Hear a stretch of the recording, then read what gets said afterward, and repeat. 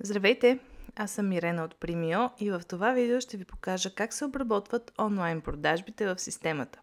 От момента на влизане на продажбата до създаване на товарителницата, събиране на артикулите и изпращането й до клиента.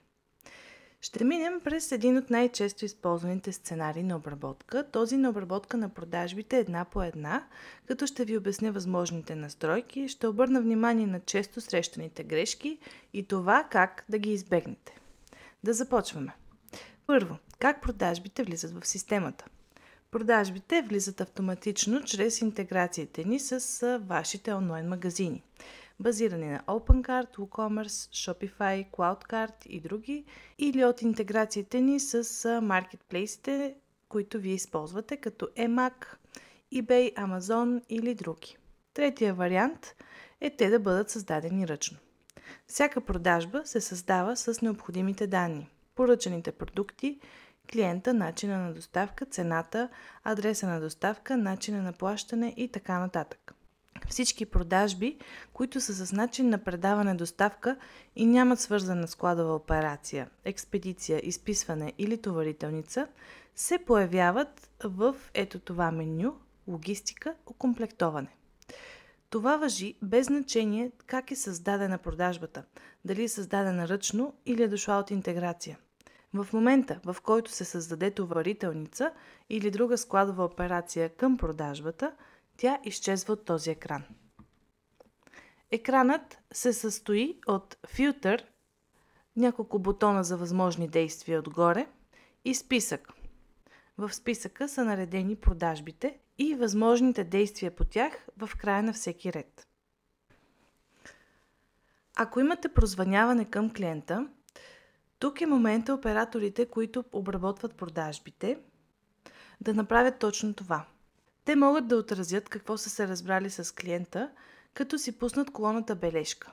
И в бележки да вписват коментари, като окей, не вдига, трябва да му променим адреса, чака конкретен продукт или нещо друго.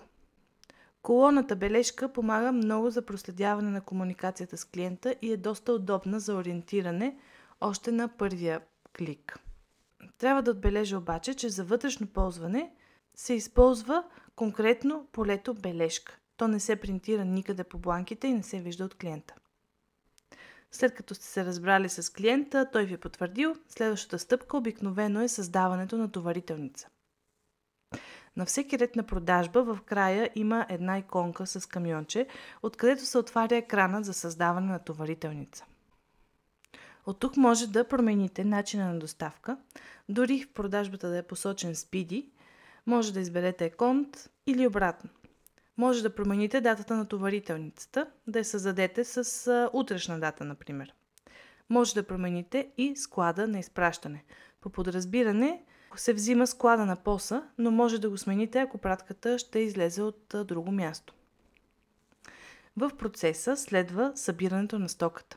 След като сте събрали от склада нужните артикули, трябва да ги сравните с редовете на товарителницата.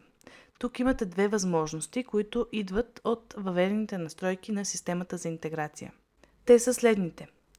Или ще са ви маркирани предварително всички редове, или ще имате активно поле ето тук отгоре, където с баркод четец избирате изпращаните артикули.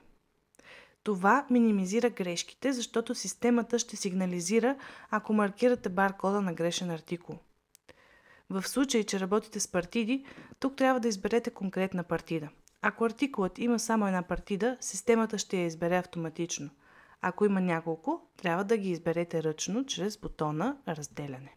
Следват основните настройки на самата товарителница. Това реално е куриерският интерфейс. Тук посочвате параметрите на товарителницата, като чекбоксовете дали са маркирани или не са маркирани, отново се настройват от системата за интеграция. Вие може да ги промените обаче според конкретния случай.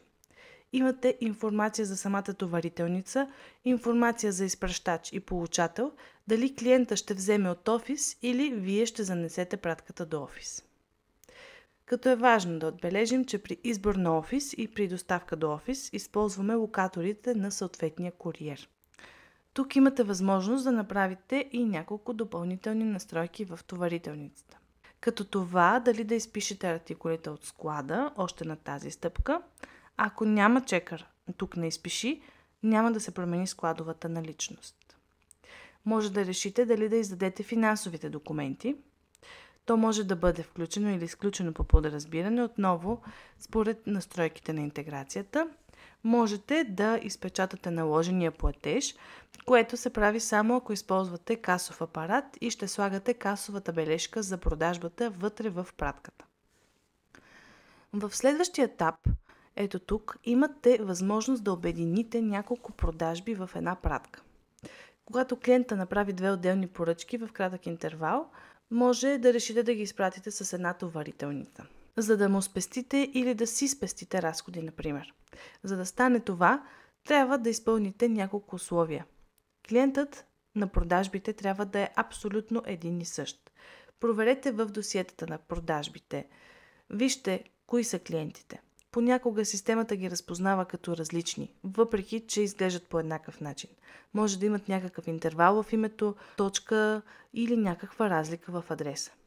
В двете продажби трябва да бъде избран един и същи адрес. Това е задължително.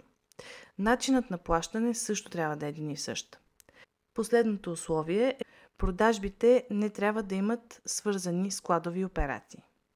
Ако всички условия са изпълнени, отивате в втория етап обединяване на товарителници, където ще видите продажбите, които отговарят на условията и тук ще имате бутон плюс за обединяване на продажбите. При добавянето на продажбите, системата ще обедини редовете от двата документа и ще сумира наложения платеж. Имайте предвид, че това не е сливане на продажби. Просто създавате една товарителница за няколко продажби. Документите по продажбата си остават отделни. Последно, но не по-важно, виждате адреса за доставка в дясно. Може да редактирате адреса за доставка. Много е важно, когато редактирате адреса, да натиснете бутона Потвърди. В противен случай системата няма да запише промените и товарителницата ще бъде със стария адрес. Процесът се финализира с натискането на бутон Генерирай, което генерира товарителницата. В обобщение, в това видео обърнахме внимание на модела на работа, в който имате една продажба с една товарителница с автоматично изписване от склада. В следващите видеа ще ви покажа обработката на продажби с масово генериране на товарителници с пакетаж и с пакетажни листи. Благодаря ви и приятна работа!